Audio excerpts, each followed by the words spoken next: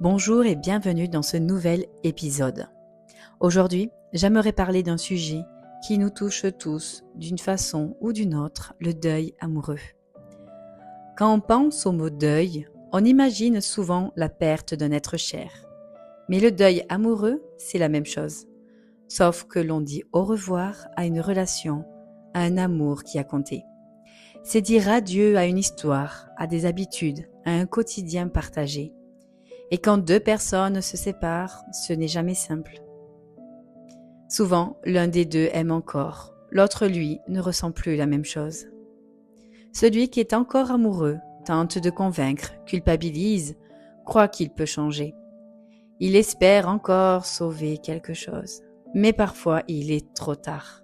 Et la personne qui décide de partir a déjà traversé un long chemin intérieur. Perte de confiance, perte d'identité, remise en question profonde, jusqu'au jour où la décision devient claire, même si elle reste douloureuse. La séparation est encore plus difficile quand il y a des enfants.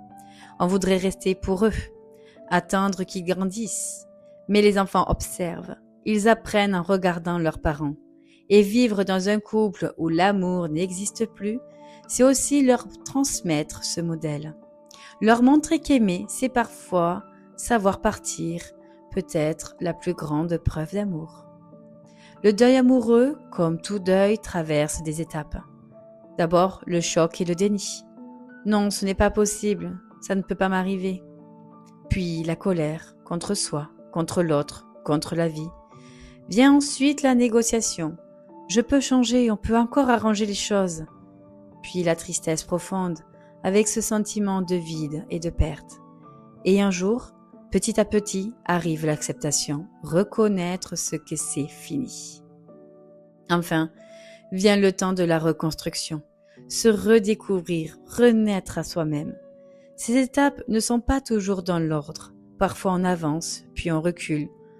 On peut rester longtemps bloqué à une étape avant de passer à la suivante, et c'est normal. Le deuil amoureux prend du temps. Mais il faut se rappeler une chose importante.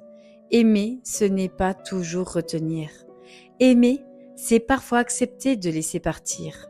Parce que chaque fin porte en elle le début de quelque chose d'autre. Alors oui, le deuil amoureux fait mal.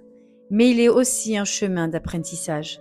Chaque rupture nous apprend qui nous sommes, ce dont nous avons besoin et ce que nous méritons. Et surtout, il nous rappelle une vérité. Ce n'est pas parce qu'une histoire d'amour s'arrête que nous ne sommes plus capables d'aimer. C'est parce qu'une histoire d'amour s'arrête qu'une nouvelle peut commencer. Merci d'avoir écouté cet épisode, prenez soin de vous et souvenez-vous, chaque fin est aussi une renaissance.